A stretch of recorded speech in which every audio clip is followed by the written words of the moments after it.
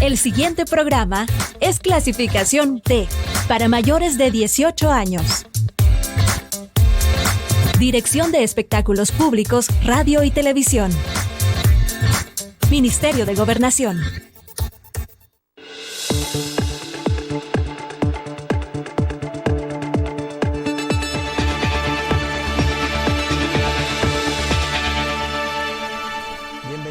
Y bienvenidas a una edición más de Temas y Debates. Les saluda Ricardo Sosa. En esta oportunidad damos continuidad al tema de la salud mental. Por más de 3 años desde esta tribuna hemos posicionado la necesidad del cuidado y la prevención de la salud mental, de la prevención del suicidio, y por supuesto para ello damos todo el enfoque técnico, médico, científico de la prevención de la salud mental. En esta oportunidad quiero agradecer al doctor Mario Flores, quien es presidente de la Asociación Salvadoreña de Psiquiatría, quien me acompaña en esta oportunidad para hablar de diferentes enfoques de la prevención de la salud mental. Doctor Flores, gracias por aceptar mi invitación y compartir en este foro una vez más todo este esfuerzo de prevención. Muy buenas tardes, licenciado. Le agradezco muchísimo el espacio que nos brinda para dar a conocer todos los elementos tan importantes e interesantes acerca de la salud mental en nuestro país. Doctor Flores, en las últimas semanas se han conocido algunos casos vinculados a la salud mental, algunos casos que continúan de suicidio en el país, y es importante que nosotros no hemos soltado el dedo de renglón de trabajar en la prevención, de enviar los mensajes a diario y en cada edición desde este programa, desde esta plataforma, para poder llevar el conocimiento de prevención. ¿Qué podemos conocer desde el enfoque de la psiquiatría y de las diferentes asociaciones a las cuales ustedes pertenecen sobre los principales hallazgos que nos deja ya la pandemia del COVID-19 vinculados a la salud mental y a los casos de suicidio? Bueno, esta enfermedad del COVID-19, como sabemos, es una enfermedad nueva, por así decirlo, pues este año van 2 años que la tenemos aquí con nosotros, y lo que se pensaba en un inicio que era un proceso inflamatorio a nivel del sistema respiratorio, conocemos ahora que es un proceso inflamatorio de todos los sistemas de nuestro organismo, y como tal también va a afectar, digamos, las áreas relacionadas con el sistema nervioso, con las áreas del pensamiento y todo eso. Entonces sí va a haber manifestaciones psiquiátricas o emocionales, psicológicas propias del COVID, incluso algunas personas que van a desarrollar algunos síntomas que se conocen como síndrome post-COVID. Y por otro lado, muchas de las medidas que se tomaron y se están tomando ahora modificaron, digamos, la rutina, la vida de muchas personas en cuanto a la sociabilidad, el contacto personal. A muchos les afectó pues el aspecto del ingreso, muchas personas, sus trabajos, sus negocios, y no digo solo aquí en nuestro país, sino que en general en todos los países. Entonces, muchas personas sufrieron la enfermedad, muchas personas perdieron familiares, amigos, gente cercana, cuando ya esto dejó de ser una estadística y ya empezaron a aparecer nombres de personas conocidas de uno. Entonces, todos efectos emocionales van a tener, digamos, una respuesta de adaptación psicológica que en algunas personas van a llegar a presentar, digamos, cuadros de, por ejemplo, depresión, ansiedad, con estas vivencias que se tienen, y como le decía hace un momento, también manifestaciones propias de la enfermedad, digamos, que pueden cursar con cuadros confusionales, cuadros psicóticos, y digamos las personas que ya tienen un antecedente de depresión van a tener una mayor fragilidad, digamos, a sufrir este tipo de manifestaciones. Ahora, si nosotros tenemos que aumentan los casos de depresión, aumentan los casos de ansiedad, aumentan los casos de psicosis, esto aumenta el riesgo de lo que usted me preguntaba del suicidio, ¿verdad? Porque, digamos, una persona con, digamos, una predisposición o la presencia de una enfermedad biológica, como es la depresión, va a tener un mayor riesgo que la población general de presentar un caso de suicidio. En la parte clínica, ¿qué nos pueden arrojar los datos de la consulta privada en el área de ustedes de la psiquiatría durante el año 2020, 2021 y estos primeros 81 días del año 2022? ¿Se registra un incremento de consulta clínica en los diferentes consultorios privados, y si en el sistema público hay información de eso? Mire, a nivel privado, los datos, le puedo dar datos anecdóticos, por así decir, porque no tenemos algo formalmente tabulado, y quizás, digamos, la mitad o más de los colegas que atienden su consulta privada sí tuvieron un aumento de su número de consultas durante estos años. El resto, digamos, que las mantuvieron en mismo nivel. A nivel institucional no tengo los datos en este momento, pero digamos en los periodos más fuertes de la pandemia, los casos disminuyeron porque la movilidad de las personas también estaba disminuida, y muchas instituciones dedicaban o atendían a los pacientes, digamos, más complicados. La gente tenía también temor de salir, o había restricciones para salir, la gente quería evitar el contacto y todo eso, ¿verdad? Digamos ahora que las medidas ya están siendo, digamos, más suavizadas, por decir un término, o las medidas, digamos, ya están facilitando la movilidad y el contacto de las personas, sí probablemente esperaríamos nosotros que también a nivel de las instituciones aumentaran los casos de consulta, no necesariamente relacionados con el COVID, pero sí, pues digamos, con esta manifestación en cuanto a la salud mental. Doctor Flores, sin duda aquí hemos dado continuidad durante el periodo del confinamiento y posterior al confinamiento y el año 2021 al tema de la prevención y al cuidado de la salud mental. Los diferentes profesionales que nos han acompañado desde el punto de vista de la psicología han compartido que han tenido un incremento de consultas de adolescentes y de jóvenes. Desde la parte de la psiquiatría, ¿a qué se puede atribuir este impacto en la juventud y en la adolescencia? Pues fíjese que quizás por las modificaciones que se tuvieron, digamos, durante estos periodos, por ejemplo, la no asistencia a las escuelas, la no, como le dijera, sociabilidad con los amigos, con los camaradas, el estar, digamos, permanentemente confinados, sí tiene, digamos, un efecto en la población en general y en los adolescentes en particular. Entonces sí, claro que hay, digamos, un proceso adaptativo, el hecho que yo voy a la escuela, voy al colegio, ahí tengo mis amistades y todo, y de repente pues estoy encerrado.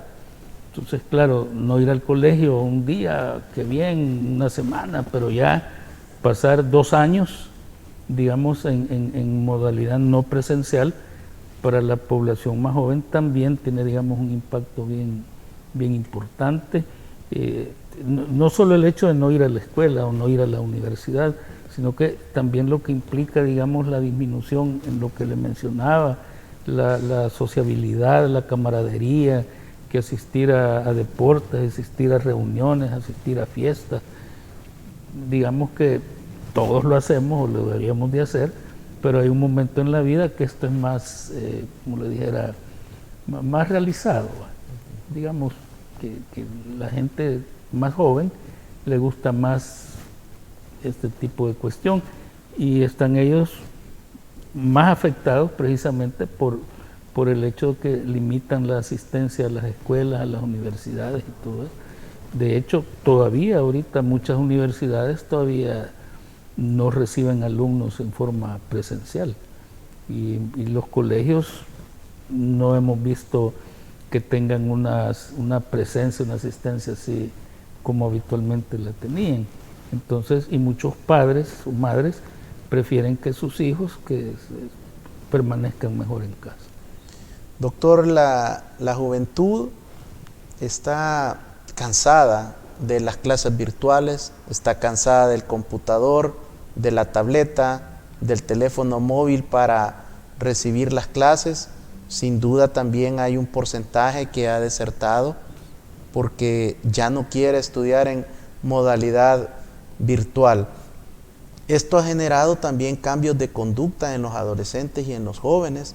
Muchos padres de familia que a esta hora nos sintonizan o lo harán posteriormente, tienen un conflicto en el momento de que observan que el joven, el adolescente, pasa mucho en el cuarto, no solo en clases, sino en actividades de ocio, en redes sociales, viendo películas, cable, lo que sea. ¿Cuál sería su recomendación? Porque se genera el conflicto entre el padre de familia que le está exigiendo que salga de la habitación, pero por otra parte el cuarto se convierte también en el centro de estudio. Fíjese que ahí primero tendría uno que respetar, digamos, las disposiciones que aún existen con relación a pues la movilidad y todo eso, las restricciones.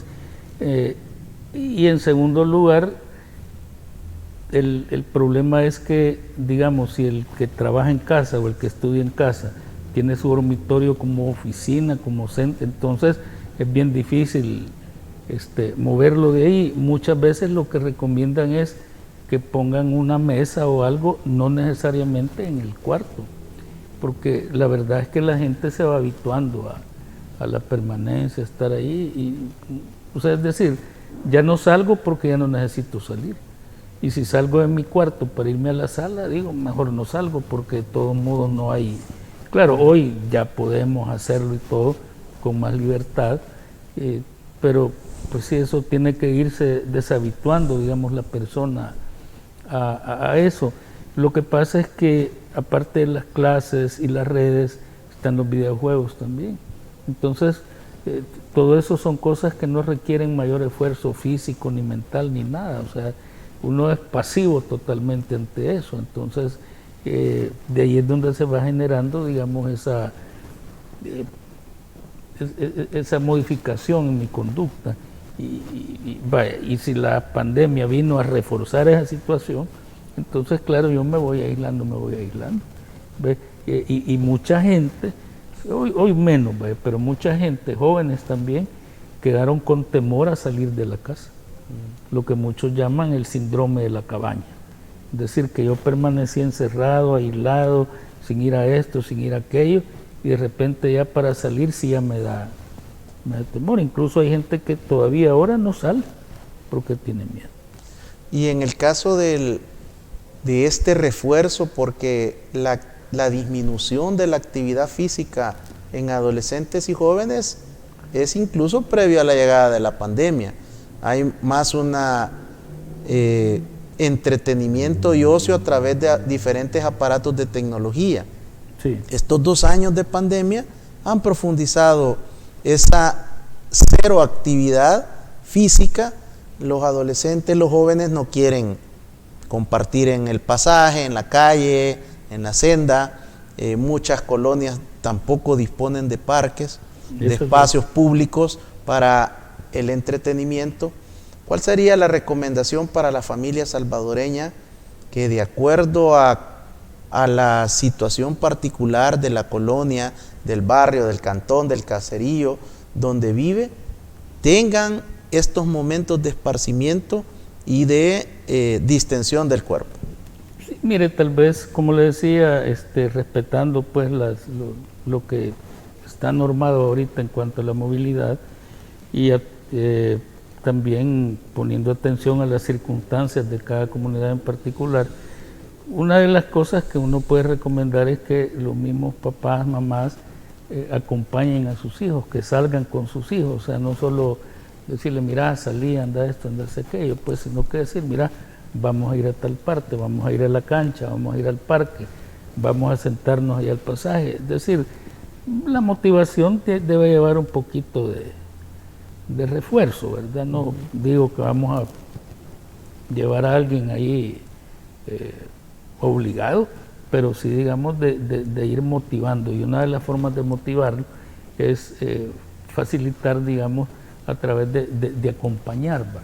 No solo decir, mira, hagamos o hace tal cosa, hace esto, sino que hagámoslo. Igual que cuando uno quiere fomentar, digamos, actividades en la casa, no va a decirle, mira, anda a hacer, sino que mira, hagamos esto, hagamos aquello. Entonces, de la misma forma, puede plantearse el hecho de decir, vamos a ir al parque, vamos a ir a la cancha, vamos a ir al pasaje a ver, a platicar con los vecinos y todo, como tratar de motivar también a través del ejemplo. Es decir, uno esperaría que los más jóvenes quisieran estar en la calle y todo, pero ciertamente pues ha habido como un encerramiento previo a la pandemia, y hoy con la pandemia la cosa como que se puso todavía más cerrada. Doctor, muchas gracias por estos primeros consejos y aportes. Haremos una pausa y al regresar seguiremos abordando otros enfoques de prevención de salud mental y de prevención del suicidio. Regresamos.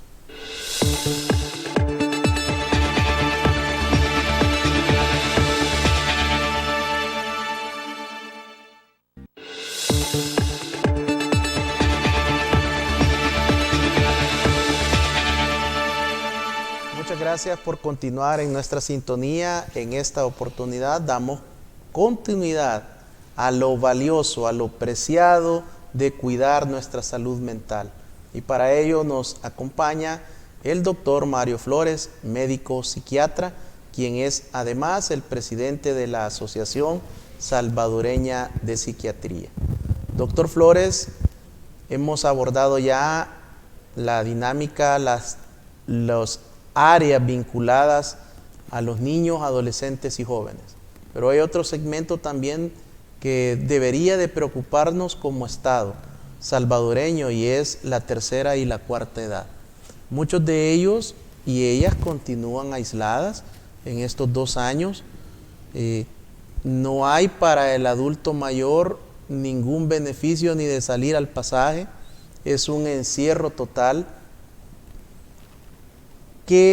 ¿Cuál sería la variación, si es que la existe, para la salud mental, para los cuidados de las personas adultas mayores?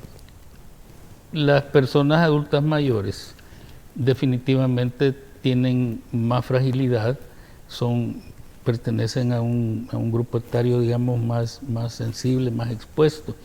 Ahora, que no necesariamente lo debemos de ver desde el punto de vista cronológico, porque yo tenga más de 60, más de 65 años, entonces ya, sino que es cómo algunas cuestiones que aparecen a veces más a cierta edad me van afectando a mí. Digamos, uno esperaría tener una vejez, porque es la palabra castiza, pero que aquí se ha convertido casi en ofensa. Pero la vejez no necesariamente significa deterioro, no necesariamente significa, digamos, discapacidad.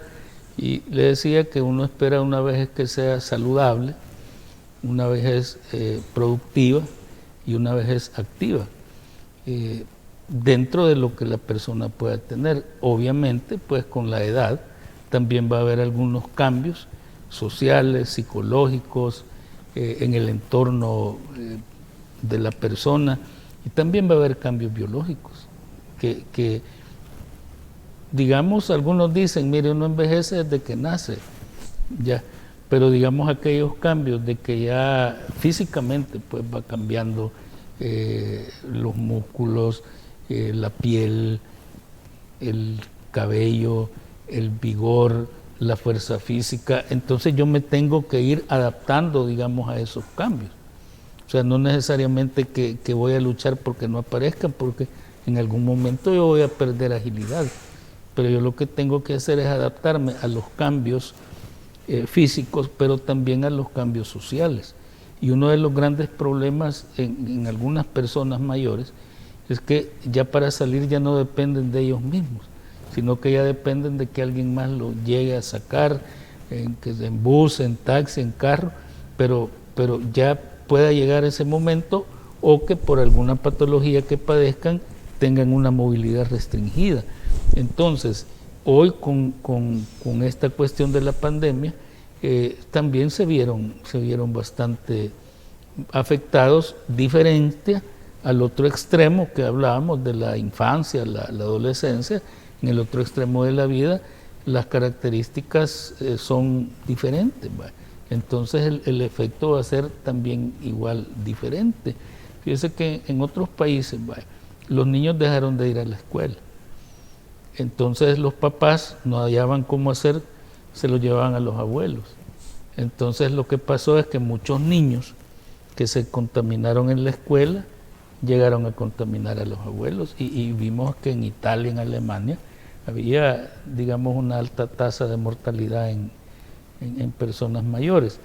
En nuestro país, digamos, sí se ha dado, pero por alguna razón no se dio ese fenómeno de un aumento así desproporcionado de mortalidad en las personas mayores durante lo más duro de la pandemia, pero sí se vieron mucho más afectados, porque acuérdense que entre más edad tiene una persona, tiene más riesgo de padecer otras enfermedades que no son propias de la vejez, pero pueden aparecer más: artritis, diabetes, hipertensión arterial. Algunas personas pueden sufrir mengua, digamos, en sus capacidades de movilidad. Entonces, y si ya tenían, si de hecho ya les costaba salir, y hoy con la pandemia el contacto más limitado con los hijos, con los amigos, con los vecinos, entonces por supuesto que les va a afectar en una forma particular, no por el hecho de ser mayores, sino que por las características, las peculiaridades de todo eso.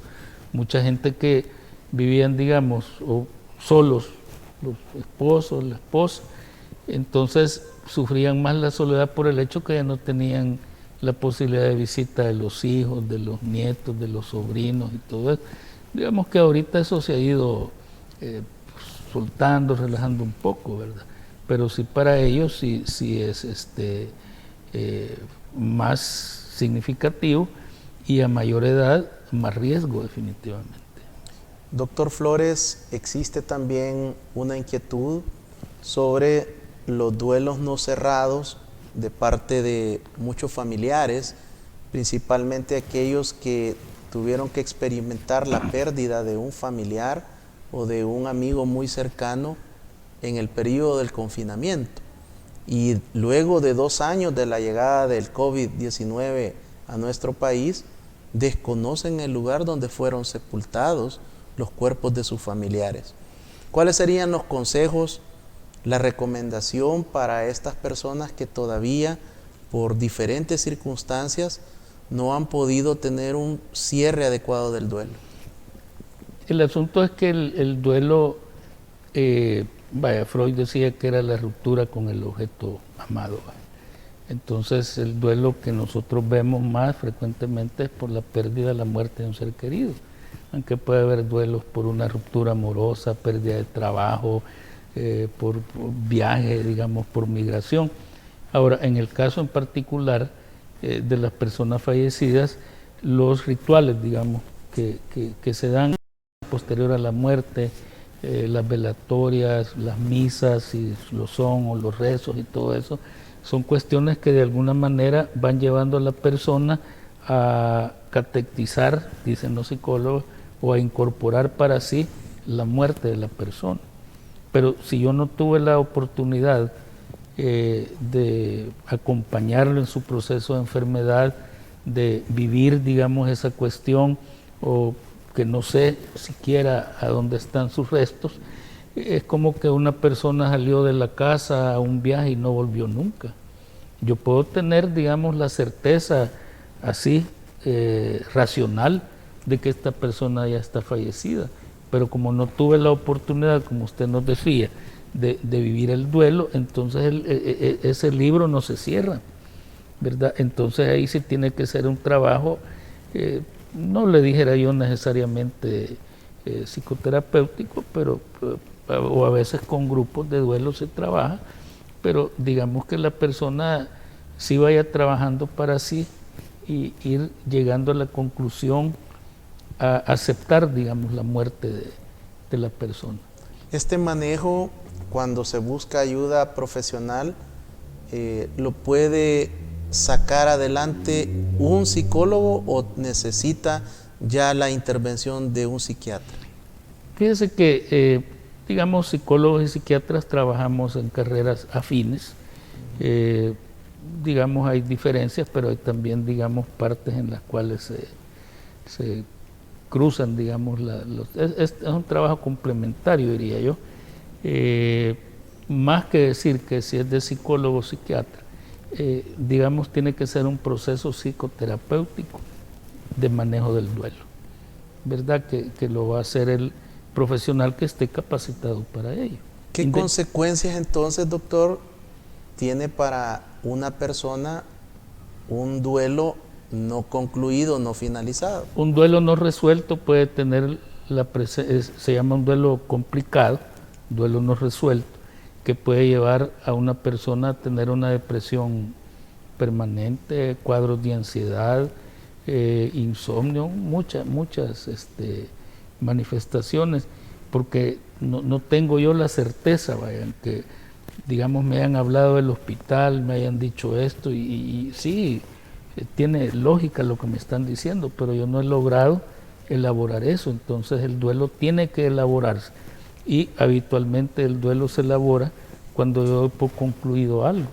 Y como decíamos hace un rato, todos estos rituales de manejo de los velatorios en las diferentes culturas, lo que hacen es ayudarme a mí a incorporar la muerte de la persona. Entonces, mientras yo no reconozca o acepte, digamos que esto sí ha sucedido, sin lugar a dudas, entonces yo no voy a poder iniciar el duelo. Pero el duelo, como señalábamos, puede ser un duelo que se complique y se prolongue, y la persona padezca falta de entusiasmo, falta de energía, deseos de muerte, digamos, ya una idea como de reunión. Pero sí es difícil, digamos, para una persona por sí sola llegar a ello, pero digamos pudiera hacerse, pero si no, porque muchas veces la familia quiere forzar a la gente que vea algo, acepte algo, ponga de su parte, que no sé qué, pero primero tendríamos que ponernos en el lugar de la persona. Durante todo el día que estábamos promoviendo en nuestras multiplataformas que abordaríamos el tema y que usted estaría de invitado, lo que más recibimos de consultas es problemas de sueño, que a raíz de todo este trastorno y el desorden, no pueden dormir como lo hacían antes de la llegada de la pandemia. Lo que hemos podido revisar, que muchos televidentes que escribieron decían que antes se dormían en promedio a las 10, 10 y media de la noche, y ahora llega a la 1, 2 de la mañana y no pueden conciliar el sueño. ¿Qué pueden hacer previo a una medicación? Mire, digamos, dentro de lo que son los trastornos del sueño, el insomnio es una de las quejas más frecuentes, que es un sueño insuficiente en cantidad o en calidad. Es decir, porque el sueño va por etapas. Cuando yo me acabo de acostar y me duermo, es un sueño bien superficial, pero una hora y media después ya entro yo a un sueño profundo. Entonces a veces el sueño es tan superficial que el organismo no logra recuperarse, entonces yo siento como que no he dormido. pero ciertamente una de las molestias más frecuentemente expresadas en todo esto que ha habido son las alteraciones del sueño, el insomnio. El insomnio puede ser un insomnio temprano, que es cuando a mí me cuesta quedarme dormido. Y dice la gente, estoy vuelta y vuelta. Otro es el insomnio tardío, que yo me acosté a las 9, me dormí, pero me desperté a las 2 de la mañana. Y por más que esté luchando, no me logro volver a dormir. Que, pues sí, es probable que yo me despierte en la madrugada, algunos por ir al baño se despiertan y recuperan el sueño nuevamente. Pero sí está en ese tipo de insomnios, insomnio inicial o insomnio de conciliación o el insomnio tardío, que se llama, que es despertarme en la madrugada. Fíjese que lo que más se recomienda, y pues los especialistas en sueño, que hay especialidad de la somnología, médicos sí, ya súper especialistas en sueño, lo primero que recomiendan es revisar las medidas de higiene del sueño. Es decir, son varias recomendaciones que se dan. Una de ellas es que el cuarto tiene que ser una habitación confortable, sin ruido, sin luz, sin interrupciones. Vale. 2, que yo procure irme a la cama siempre a la misma hora. 3, pero que no me voy a ir a la cama si yo creo que no me voy a dormir. Por ejemplo, si yo me acostaba antes a las 9 y hoy me estoy durmiendo a las 10 o a las 11, no tiene sentido que yo me acueste a las 9, sino que yo tengo que buscar la hora más cercana cuando yo creo que me voy a dormir. Vale. Entonces, no luchar por ir a dormir, sino que tratar de irme a la cama ya con sueño. Ahora, si yo me despierto a las 5 o 6 de la mañana, lo ideal es levantarse a esa hora. ¿A qué? No sé. Pero no es bueno ir a luchar por dormir o quedarme en la cama ahí si yo sé que no me voy a dormir. La cena tiene que ser una cena liviana, que no sea la cena el alimento más fuerte del día. Tengo que comer también a un horario ya establecido, y una recomendación importante es no tomar agua después de cenar. No ceno, pero ya después de cenar ya no tomar agua. Tome agua todo el día, pero ya después de cena nada de agua.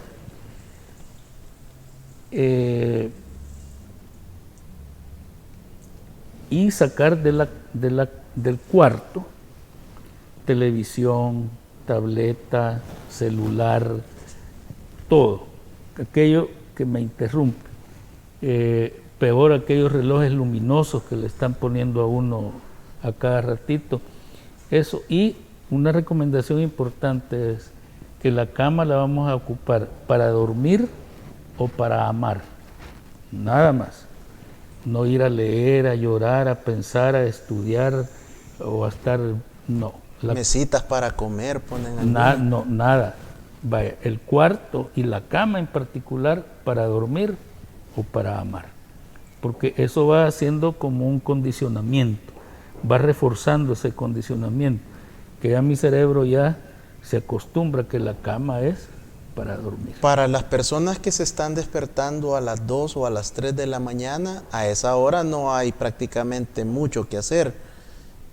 ¿Qué puede hacer en ese momento? Porque lo que hacen usualmente es buscar el teléfono, ver la hora, medio revisan sus redes y se vuelven supuestamente a dormir. Sí, pero fíjese que lo ideal sería no estar preocupándose por qué hora es, que ver el teléfono ni nada. De todos modos ya me desperté. Entonces puedo tratar de, si hubiera posibilidades, que es difícil a esa hora, por ejemplo, escuchar música tranquila o ponerme a leer algo, pero leer en físico, libro, ¿verdad? Y si yo creo que de plano no me voy a dormir, pues mire, me levanto. Pero lo que pasa es que uno tiene que tratar de forzar el concepto que la cama para dormir. Y esto, si no mejora, hay que buscar ayuda. Si no mejora, digamos, puede consultar con el médico y el médico le va a dar recomendaciones, va a revisar, porque también el insomnio puede ser por alguna dolencia física, puede ser por alguna dolencia emocional, puede ser por el mismo ambiente, el entorno. Amigos televidentes y cibernautas, importantes consejos y recomendaciones de parte del doctor Mario Flores, tanto para las personas al momento de cómo buscar ese sueño que nos pueda generar toda la restauración que el organismo necesita, y de igual manera la salud mental y los consejos para los adolescentes al momento del estudio. Al regresar conoceremos más recomendaciones vinculadas a los casos de intolerancia en nuestra sociedad, cómo manejar la ira, el enojo y renunciar a la venganza. Regresamos.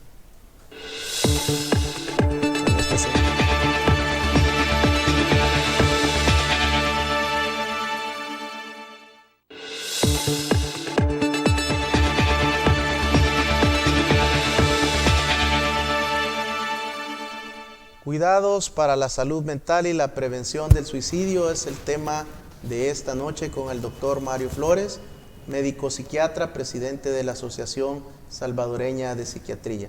Doctor, hemos abordado diferentes aspectos, pero no podemos dejar de hablar del incremento de casos de intolerancia en nuestra sociedad, a nivel municipal, a nivel de diferentes departamentos. Esta situación no es nueva, trae larga data, es histórica, pero por medio de las tecnologías, de las redes sociales, ahora como que los reportes ciudadanos siempre están más pendientes de colgar y de viralizar diferentes disputas. ¿Qué sucede con el tratamiento usualmente de hombres, pero ya vimos algunos casos de mujeres en estos actos de intolerancia, que la mayoría durante las últimas 2 semanas son 16 casos que se han podido viralizar, pero que tienen todos un eje transversal, que son en la vía pública? El asunto es que, digamos, todos nosotros tenemos cierto nivel de tolerancia a la frustración, que es algo como aprendido.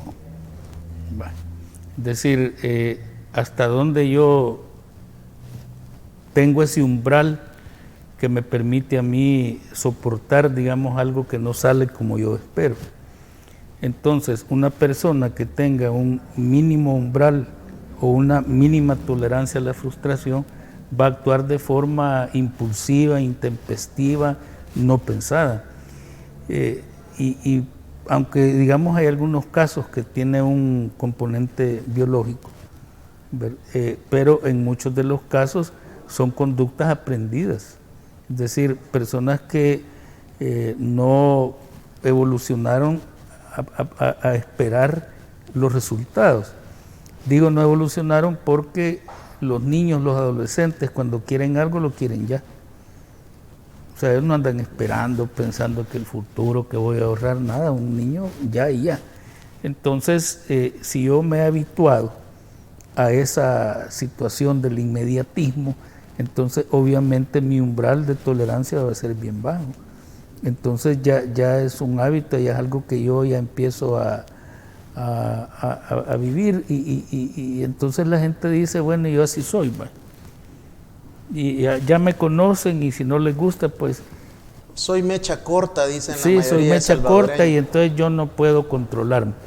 Ok, pero el problema es cuando usted ya involucra, compromete a otra persona, a un vecino, a un familiar, a un niño, a un amigo o a alguien extraño, digamos, que va en su vehículo caminando y todo eso.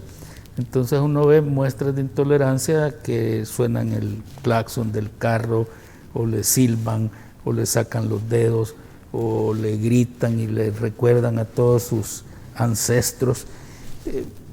Sí, pero esa intolerancia que va en aumento a medida que la misma sociedad lo va permitiendo. Pero va a haber otras personas que van a llegar al extremo de agredir a otra gente ya de forma física. Porque fíjese que es diferente cuando hay, digamos, una reacción de grupo. Porque en las reacciones de grupo, si usted ha visto, hace poco pasaron de un partido de fútbol en otro país y acá, sí. Entonces fue una reacción de grupo. Digamos, personas que tal vez estaban, pero al ver que el grupo reacciona de esa forma, entonces empieza la sumatoria y ya aparece en una horda enfurecida, decir, por un motivo tan nimio como el resultado de un partido de fútbol. O sea, aunque fuera el campeón del mundo, pues, pero no deja de ser un juego. ¿Ve? Pero ahí se da el efecto como un efecto cascada, que alguien hace algo y se va contaminando, se contamina, y la masa ya actúa, digamos, como un ente. ¿Qué dicen los últimos estudios de la psiquiatría y de la neurociencia en relación a los factores hereditarios, genes, ADN que pueda estar generando estas conductas violentas hereditarias de abuelos, de padres a hijos? Mire, es que cuando son cuestiones que se van repitiendo, que mi abuelo así era, mi papá así era, yo así soy, y pues sí, hijo de tigre, nace con rayas, dice la gente. Hay un factor ahí de modelaje, porque yo así aprendo a resolver las cosas, con gritos, con arrebatos, con cosas así. Y mucha gente dice, no hombre, es que mi papá así era y yo no voy a ser igual a mi papá. Pero de repente ya están iguales. Entonces se va generando, digamos, ese condicionamiento. En la parte cromosómica, ¿no hay algún estudio? Sí hay estudios, ¿verdad? Porque, como le decía, primero es el modelaje, pero también, digamos, hay factores genéticos, factores, digamos, ya de neurotransmisores, que pueden volver a una persona como más iracunda, más irritable, con pobre control de los impulsos. De hecho, así hay un trastorno que se llama trastorno de déficit del control de los impulsos. Entonces, gente tremendamente explosiva, por decirlo así. Hay otras personas que tienen una alteración que es la inestabilidad emocional, que pueden estar de lo más tranquilo y de repente se enfurecen, gritan, pero yo diría que esa es el mínimo de personas, porque sí hay. Y para eso, pues obviamente va a haber un tratamiento conductual, un tratamiento psicoterapéutico, si usted quiere también un tratamiento farmacológico, pero no vamos a decir que cualquiera que allí yo quiera atravesarme la calle, me chiflen, me saquen el dedo, me griten y todo, y yo digo, mi mamá qué culpa tiene que me tardé en cruzarme la calle. Entonces no vamos a decir que toda esa gente tiene esos factores cromosómicos, genéticos, sino que es más bien el condicionamiento y el factor de refuerzo. ¿Por qué? Porque no hay una sanción social. No hay una sanción social, no hay una sanción moral, y en muchos casos tampoco hay una sanción civil. Entonces usted dice, yo hago lo que a mí me da la gana. La vez pasada alguien me comentaba que en su pasaje salía un vecino a regar y a lavar el carro con la pistola en el cinto. O sea, y en una colonia, no le digo de alto riesgo, pues, pero entonces esa conducta de este personaje que ni conozco, por ciberprograma, yo no lo conozco, pero como eso es permisividad. Entonces el otro dice, bueno, si este hace ese, yo también. Bueno, y si este que anda ahí, entonces ¿qué tiene que yo le dé volumen al radio? Entonces es condicionamiento social también.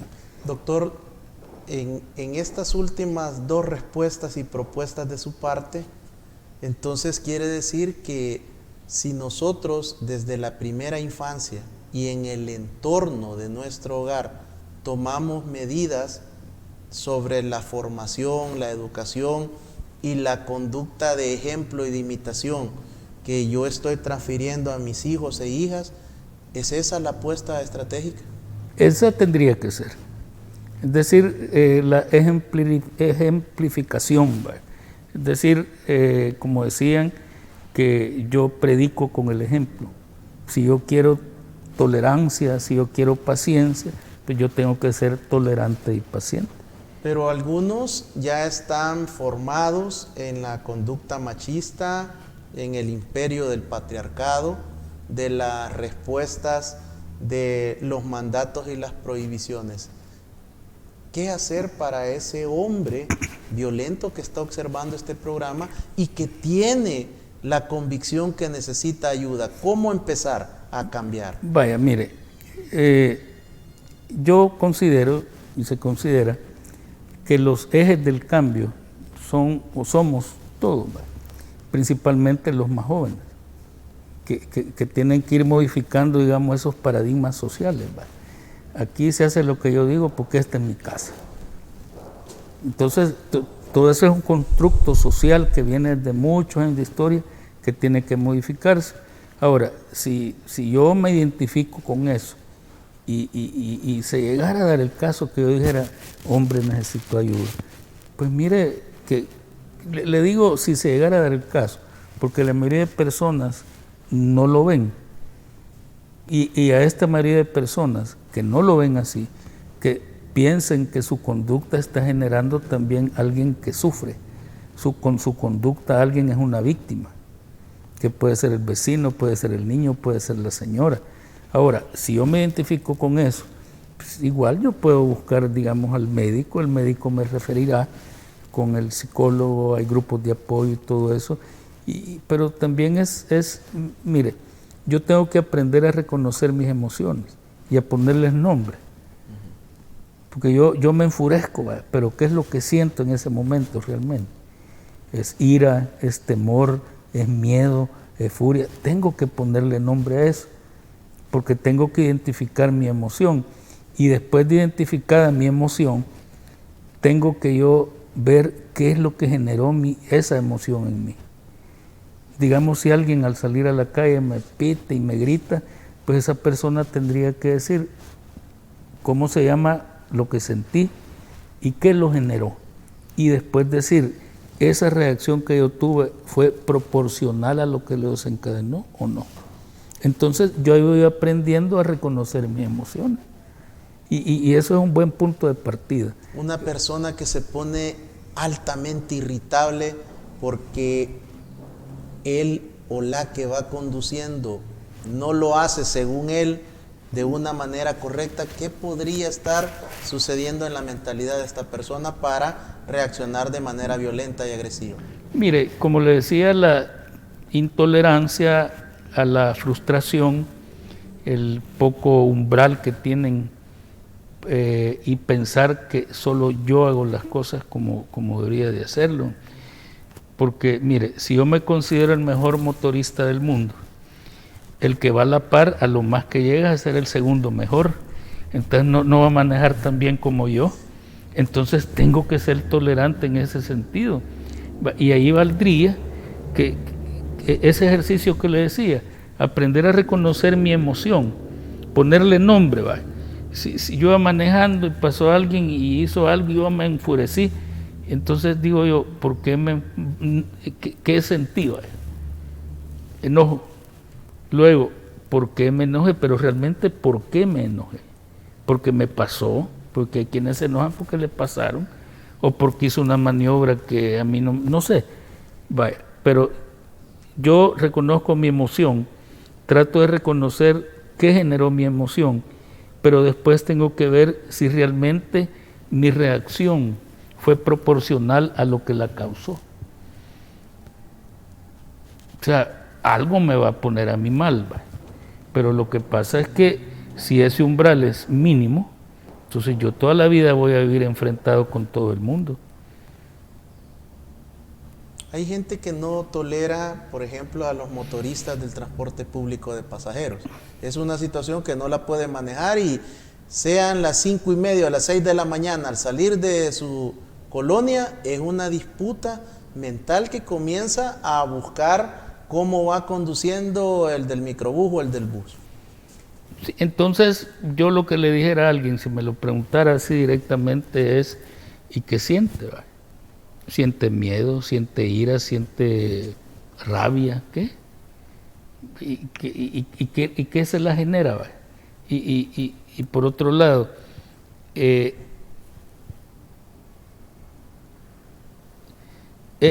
hay proporción entre el estímulo, pero es que mire, es que es un problema, ok.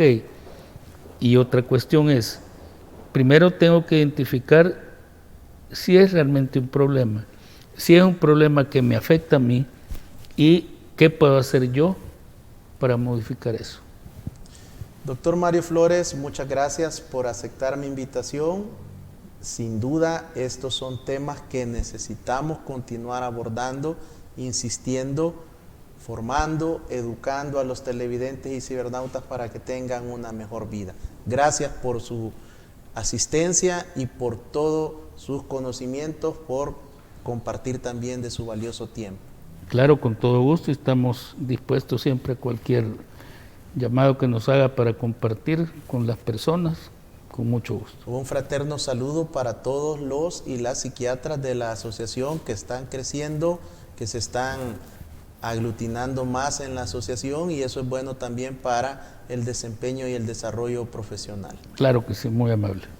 Amigos televidentes y cibernautas, creo que ha sido importante la ponencia de esta noche del doctor Mario Flores. La reflexión final, la sugerencia: hombre que sintoniza este programa o lo hará posteriormente, renuncia a la venganza. Si nosotros los hombres en El Salvador renunciamos a la venganza, van a descender los homicidios, los feminicidios y los suicidios. Que Dios le bendiga.